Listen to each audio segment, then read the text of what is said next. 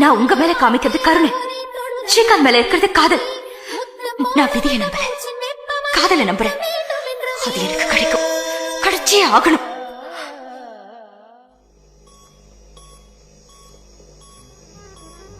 ஏழுறேன், உனக்கு ஒன்றும் ஆகாது.